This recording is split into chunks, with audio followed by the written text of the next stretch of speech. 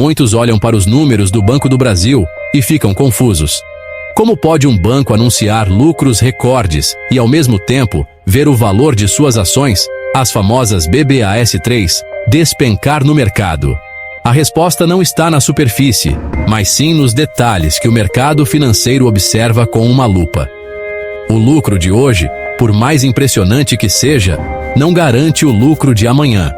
Os investidores mais experientes não compram apenas o resultado passado. Eles compram uma expectativa de futuro. E é justamente nesse futuro que as nuvens de incerteza começam a se formar, lançando uma sombra sobre os balanços robustos que vemos agora. O que está acontecendo é um clássico caso de comprar no boato e vender no fato, mas com uma reviravolta. O fato aqui são os lucros bilionários. A venda acontece por causa do que está por trás desses números. O mercado está começando a precificar os riscos que se acumulam no horizonte. Um desses riscos, talvez o maior deles, é o aumento da inadimplência. Quando mais pessoas e empresas deixam de pagar suas dívidas, o banco precisa separar mais dinheiro para cobrir esses possíveis calotes.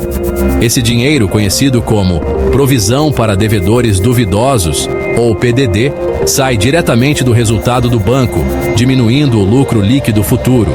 Essa dinâmica cria um paradoxo intrigante. O banco celebra um trimestre fantástico, mas os analistas já estão fazendo as contas para os próximos. Eles veem a qualidade da carteira de crédito se deteriorando aos poucos. Embora o lucro atual seja forte, ele foi construído sobre uma base de crédito concedido em um cenário econômico diferente.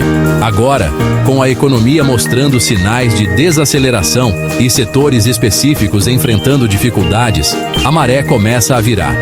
A queda das ações BBAS3 é, portanto, um reflexo dessa preocupação. É o mercado dizendo, sim, o presente é bom, mas estamos preocupados com o que vem pela frente. É fundamental entender que o preço de uma ação é uma aposta coletiva sobre o desempenho futuro de uma empresa.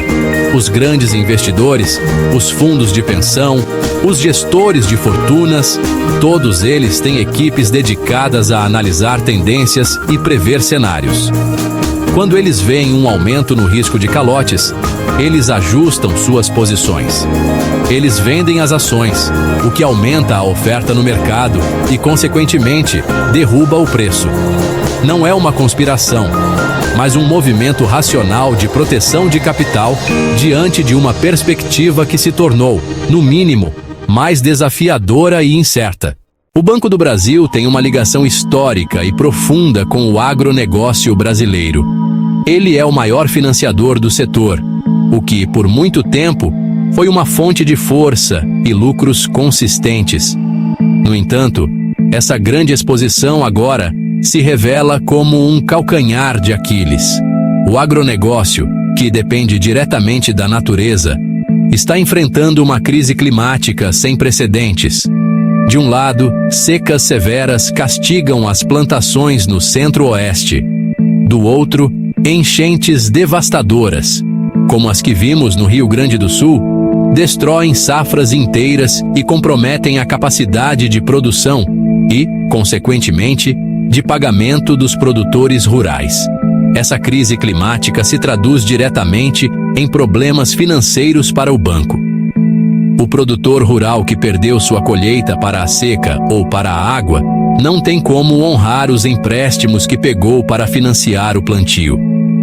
O resultado é um aumento expressivo da inadimplência justamente no setor que representa uma fatia gigantesca da carteira de crédito do Banco do Brasil. O que antes era um motor de crescimento, agora se torna uma fonte de preocupação. O banco se vê obrigado a renegociar dívidas e, em muitos casos, a aceitar que não receberá o valor total emprestado, o que corrói suas margens. O impacto vai além do calote direto. Para se proteger, o banco precisa aumentar drasticamente suas provisões. Pense nessas provisões como uma reserva de emergência. A cada real que o banco provisiona para cobrir uma dívida de um produtor em dificuldade, é um real a menos que entra na conta do lucro.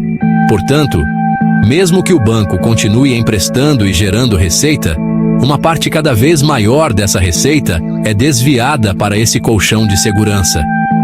Isso afeta a rentabilidade geral da instituição, fazendo com que cada real emprestado gere menos retorno do que antes. Essa tempestade perfeita, que combina a forte dependência do agronegócio com a fúria imprevisível do clima, coloca o Banco do Brasil em uma posição delicada.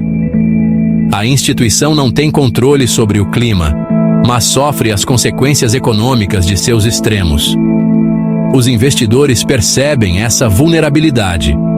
Eles entendem que, enquanto o cenário climático continuar instável, o risco para a carteira de crédito do agronegócio permanecerá elevado. Essa percepção de risco aumentado é um dos principais combustíveis para a desvalorização das ações, mesmo que os relatórios trimestrais ainda mostrem números positivos. O mercado financeiro funciona como um grande sistema de alarme, e no caso do Banco do Brasil, o sinal de alerta já está soando. A reação dos investidores e analistas à situação atual tem sido de crescente cautela. Relatórios de grandes bancos de investimento e casas de análise, que antes eram majoritariamente otimistas, agora trazem um tom de moderação. As recomendações de compra forte estão sendo substituídas por manter ou até mesmo neutra. Essa mudança de postura não acontece por acaso. Ela é baseada em uma análise fria dos dados e das projeções que apontam para um futuro mais complexo e menos lucrativo do que o passado recente. A principal razão para essa mudança de humor são as projeções para 2025. O próprio banco, em suas comunicações com o mercado, conhecidas como guidance, apresentou metas mais conservadoras. Ele sinalizou que o crescimento do lucro pode não manter o mesmo ritmo alucinante dos últimos anos. Isso acontece porque a gestão reconhece os desafios que estão no radar: a inadimplência no agronegócio, a necessidade de provisões maiores e um cenário macroeconômico global e doméstico que inspira cuidados. Para o investidor, essa sinalização funciona como um freio nas expectativas, levando a uma reavaliação do preço justo da ação. Além disso, o mercado observa atentamente a queda na rentabilidade do banco, medida pelo indicador ROE, que é o retorno sobre o patrimônio líquido. Embora o ROE do Banco do Brasil ainda seja considerado bom, a tendência de queda preocupa. Um ROE decrescente indica que o banco está se tornando menos eficiente em gerar lucro a partir do capital dos seus acionistas. Essa tendência negativa, combinada com o aumento das provisões, cria um cenário onde o risco parece estar aumentando, enquanto o retorno potencial diminui, uma combinação que afasta os investidores mais avessos ao risco. Em resumo, o veredito do mercado é claro: a festa dos lucros recordes pode estar chegando ao fim, ou pelo menos entrando em um ritmo bem mais lento. Os investidores não estão mais dispostos a pagar um prêmio pelas ações BBAC3 com base apenas no desempenho passado. Eles agora exigem um desconto para compensar os riscos crescentes que enxergam no horizonte. Essa reavaliação coletiva é o que explica a pressão vendedora sobre o papel. A cautela se tornou a palavra de ordem, e as projeções mais conservadoras para 2025 são a prova de que o mercado já está se preparando para um ciclo de resultados menos exuberantes. Para muitos investidores, especialmente aqueles focados em renda passiva, o Banco do Brasil sempre foi visto como um porto seguro, uma vaca leiteira que pagava dividendos generosos e previsíveis. Essa percepção, no entanto, começou a ser abalada. A política de dividendos de um banco está diretamente ligada à sua capacidade de gerar lucro e à sua confiança no futuro. Quando os riscos aumentam e a previsibilidade diminui, a primeira coisa que a gestão pode fazer para preservar o caixa é tornar a distribuição de lucros mais conservadora. E é exatamente isso que o mercado teme. Recentemente, a gestão do banco sinalizou uma possível mudança na sua política de payout, que é o percentual do lucro líquido distribuído aos acionistas.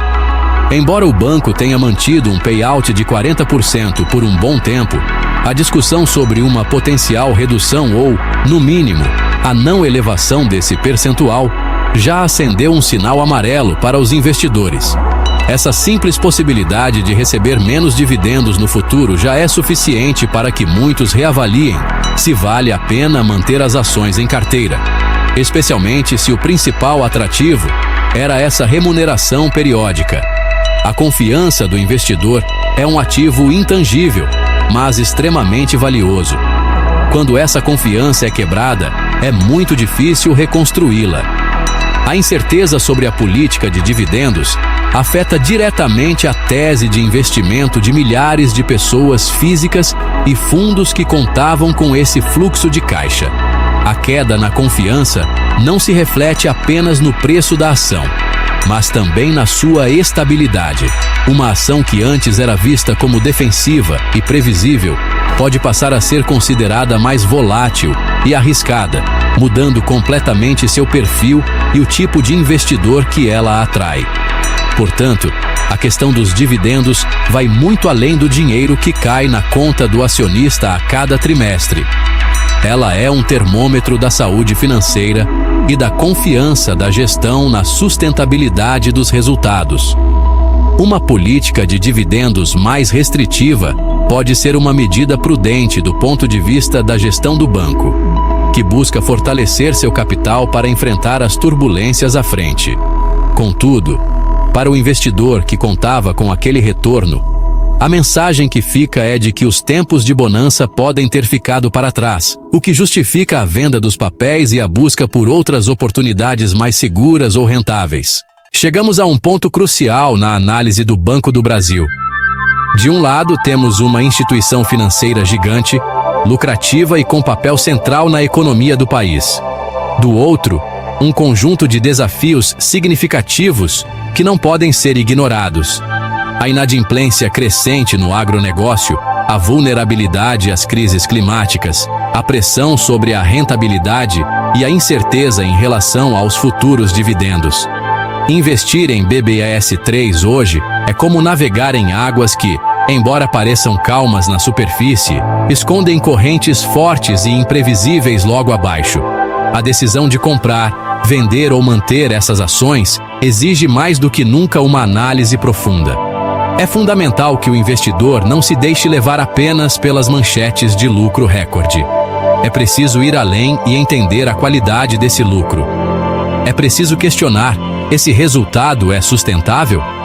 Quais são os riscos que podem impactar os balanços dos próximos trimestres? A análise deve incluir um acompanhamento próximo dos índices de inadimplência, do nível de provisionamento do banco e, principalmente, das condições do setor agrícola, que funciona como um verdadeiro termômetro para a saúde financeira da instituição. Ignorar esses fatores é como dirigir olhando apenas pelo retrovisor. A perspectiva para 2025, mais cautelosa, deve servir como um guia. O próprio banco está ajustando suas velas para uma navegação mais lenta. Isso não significa necessariamente que o banco vai mal, mas sim que o cenário mudou.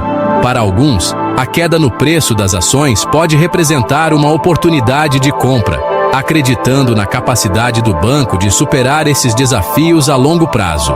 Para outros, pode ser o sinal para realizar os lucros e buscar abrigo em investimentos com menos exposição a esses riscos específicos.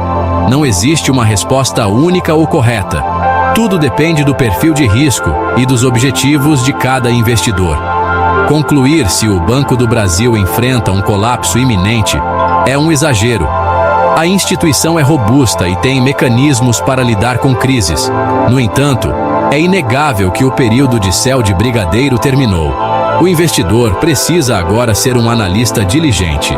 É preciso acompanhar de perto o setor do agronegócio, entender o impacto das políticas governamentais e climáticas e, acima de tudo, ter clareza sobre os próprios objetivos financeiros.